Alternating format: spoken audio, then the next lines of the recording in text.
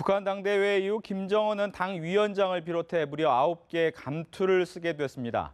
권력층 물갈이 대신 승진장치를 벌인 당대회 이후 뜬별 또 진별은 누가 있는지 북한의 권력층 변화를 자세히 분석해 보겠습니다.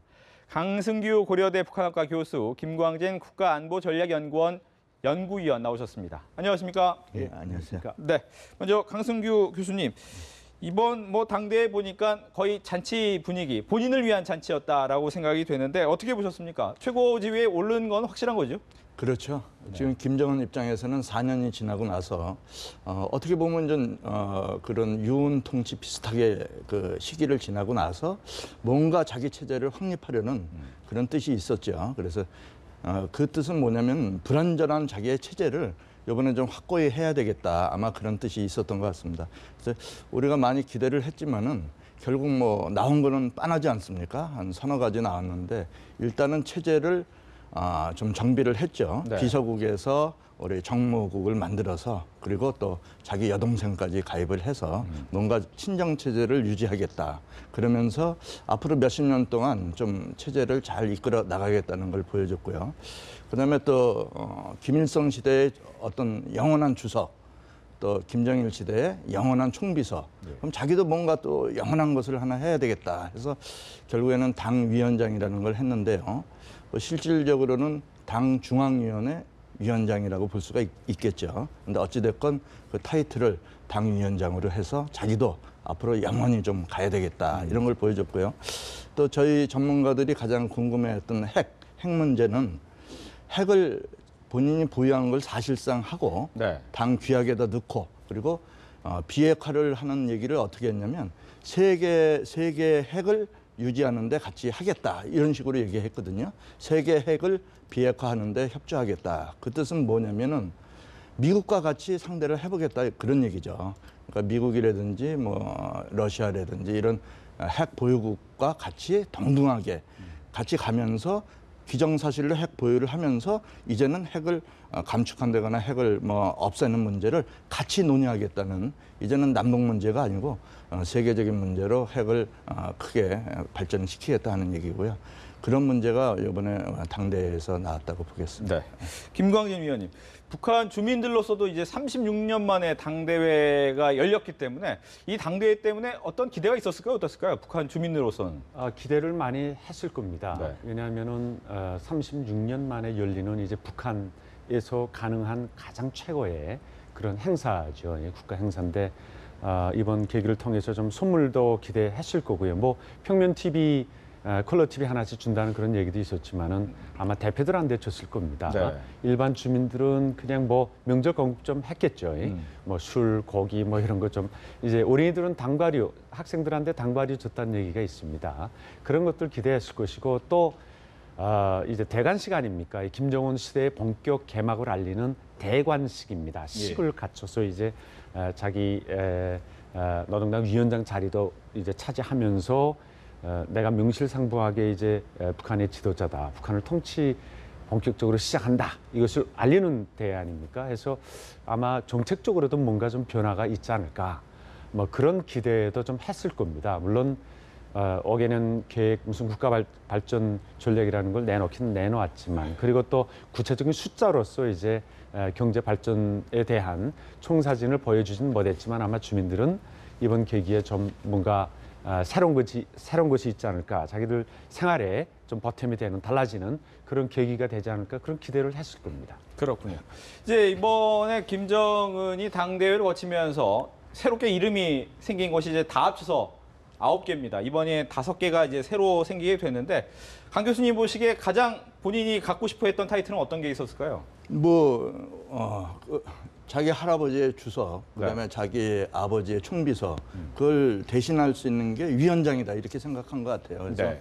조선노동당 위원장. 사실은 그 안에 중앙위원회가 사실은 들어있는 거죠. 예. 북한에서는 당 중앙이 가장 큰 핵심 그 세력이거든요. 옛날에 김정일도 북한 내에서는 당중앙하면 김정일을 호칭했기 때문에 중앙위원회가 제일 중요하고 조선노동당 중앙위원회 위원장인데 그 중앙위원회를 빼고 조선노동당 위원장 이걸 하고 싶다는 거죠. 그러니까 여태까지는 비서 체제, 총비서 체제를 이제는 흘러보내고 이제는 자기는 위원장으로서 좀 행세를 하고 싶다. 그 위원장을 뒷받침하는 게 소위 얘기해서 정무국을 새로 만드는 거죠. 정무국이라는 것은 정치국과 같이 노동당 중앙위원회 정치국, 정무국 이렇게 해서 같이 활동을 할 것 같습니다.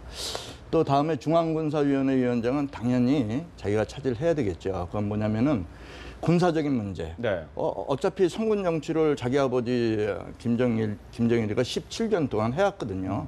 그래서 그 성군 정치, 그 인민군대를 이끌어가려면은 그 인민군대한테 세력을 주는 것보다는 당의 중앙군사위원회에서 장악을 하겠다. 또 거기서 총정치국장도 파견하고 다 하지 않습니까?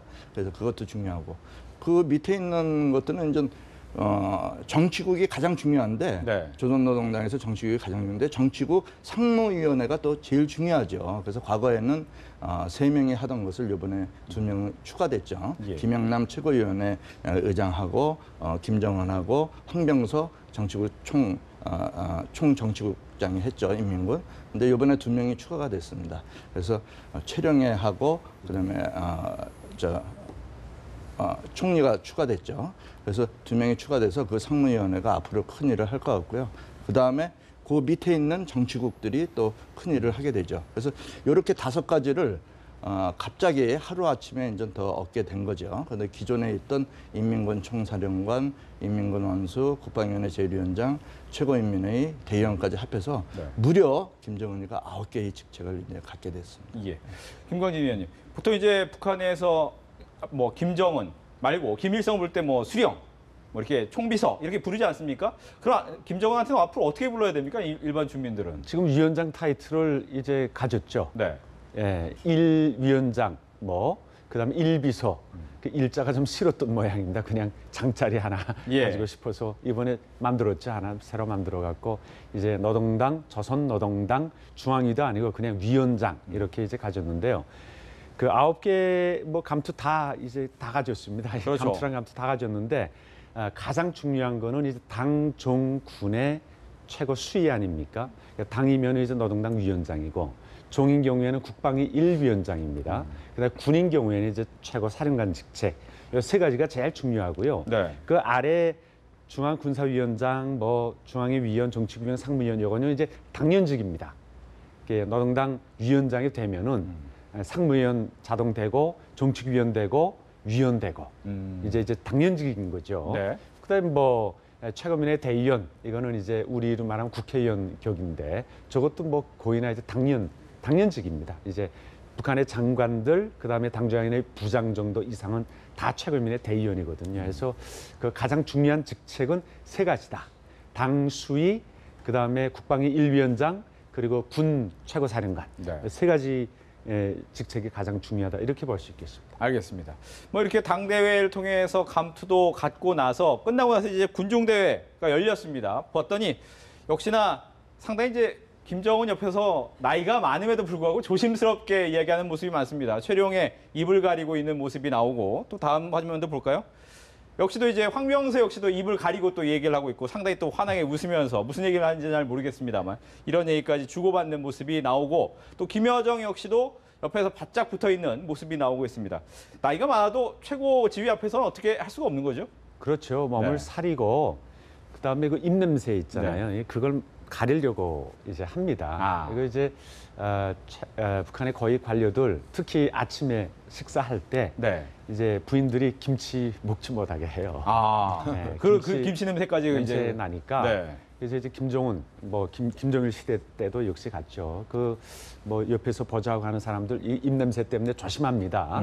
그리고 나이 많은 이제 70대, 80대 물론 촬영에는 좀 60대 아마 말이겠습니다만 이제 김정은 앞에서 조심스럽게 최고 수위, 최고 수령이니까 이제 입냄새 조심하는 그런 모습들입니다. 네. 그 김여정은 사실은 이제 여동생 과거에 김경희가 저렇게 나대지 않았거든요. 교까지 친인척 이것들을 이제 극도로 몸조심하고 이 김정은 옆에서 특히 김정일 때는 김정일 옆에서 저런 행보를 보인 적은 한 번도 없을 겁니다. 저 꽃다발 받고 옆에서 자기를 이제 부각시키는, 예. 나타내는. 근데 지금 김여정은 많이 나타나고 있죠. 당장의 위원 돼서 아마 더 이게 승진해서 기쁠 겁니다. 근데 그건 어찌 보면은 이제 네. 좀 교육이 안 됐다고 할까요? 아니면 경험이 부족하다 할까요? 나이도 어리고 그다음에 이제 권력에 도취해 있는 뭐 그런 모습이 아닐까 이렇게 생각됩니다. 강 교수님, 이 김경이라는 이제 원래 있었지 않았습니까? 그렇죠. 그 사람의 이름마저 이제 없어졌기 때문에 그 자리를 대신 이제 김여정이 차지했다. 더 이상 이제 김경의 존재가 필요가 없는 겁니까? 어떤 겁니까? 김정은한테는. 뭐 사실은 김정은이가 2011년에 자기 아버지가 갑자기 죽으면서 2012년부터 이제 정권을 차지하지 않았습니까? 그러한 정권이 이동하는 과정에서 가장 핵심적으로 도와준 사람이 자기 친고모부죠. 그렇죠. 장성택인데 장성택을 결국에는 뭐 친중 중국과 가깝다. 또 내부적으로 어떤 그런 모반을 하려고 계획을 했다. 또 제대로 수령을 모시지 않았다. 뭐 이런 여러 가지 제목을 씌워서 2013년도 12월에 처형을 하게 됩니다. 그런데 그런 과정에서 자기 부인이 김경이죠. 김경인데 김경이가 그런 사실을 알았을 거예요. 알아서 그거를 자기 조카한테 자기 남편을 죽이지 마라. 그래도 남편이지 않습니까? 그래서 그런 과정에서 아마 김정은과 어떤 알력이 생겼는데 그래서 아마 2013년 많거든요. 70 몇 살인데 그래서 박봉조 입장은 뭐 하여튼 뭐 상무위원이 돼서 좋기는 하겠지만 한편으로 굉장히 불안해할 것 같고요. 네. 또 우리가 잘 아는 최룡에 자기 아버지 인전 후광을 입어서 들어왔는데 최룡에는 2014년에 숙청 내지 어디 저거 됐다는 얘기가 많이 있었어요. 그런데 다시 이번에 살아나서 상무위원까지 올라왔습니다. 근데 최룡에는 저희가 알다시피 청년들, 그다음에 체육 이런 담당 비서를 하고 있거든요. 네. 그래서 김정은 입장은 자기도 젊기 때문에 앞으로의 체제를 청년과 청년층을 중시하겠다. 아마 그런 뜻에서 최룡해를 중시해서 기용한 것 같습니다. 그래서 상무위원이 5명이 됐고요.